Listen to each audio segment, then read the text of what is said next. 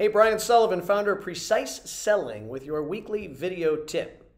Now, today I was reading an article in one of those fancy, well-known business journals, with all the smart people.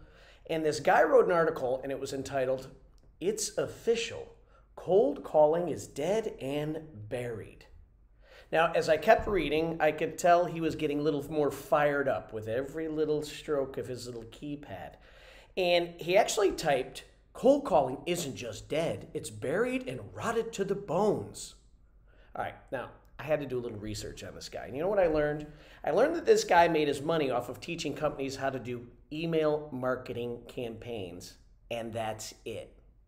Now, the author of the article probably isn't a horrible friend or father, but I can almost promise you he is the type of guy who doesn't like talking on the phone and would rather count his success based on the number of social media connections he has rather than by the number of real verbal conversations he creates each day and each week. Now, here's the good news for you.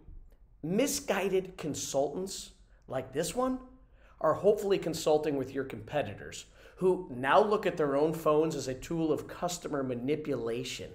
And hopefully they've been convinced that it's just plain rude for you to reach out to somebody and do your best to make their life better. So the first question I want you to ask yourself this week is, do you believe in your product or service? And I mean really believe in it. So much so that if one of your family members was a decision maker at one of your prospects' facilities, would you feel like you owe it to them to let them know you may have something that will save them time, save them money, hours in the week? And the question is, would you feel guilty introducing your family member to something that would make their life better? No, of course you wouldn't. So why would you feel guilty about picking up the phone with one intention?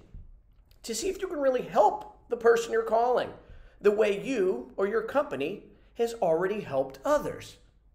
Now, I'm not saying the phone is the only tool for prospecting, but when combined with personal and authentic prospecting emails, two key words there, they got to be personal, authentic, they can't sound cheesy, and maybe with some great legitimate LinkedIn conversations, combine email, LinkedIn conversations with the phone, is the outcome is you're going to increase the number of attempts you make at finding the perfect prospect at the perfect time.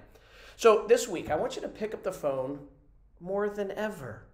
Remove the guilt you may have, like this guy has, about interrupting someone's day, and have the intention of creating a warm, friendly conversation with the prospect. It's not hard.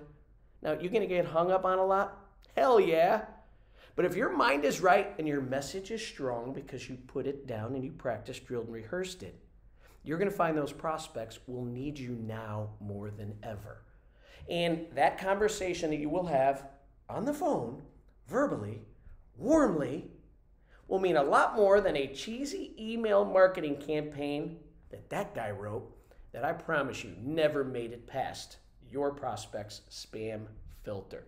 So I hope you enjoyed this tip. Let's pick up that phone, make those connections, get our message right, and let's go steal that guy's business. See you next week.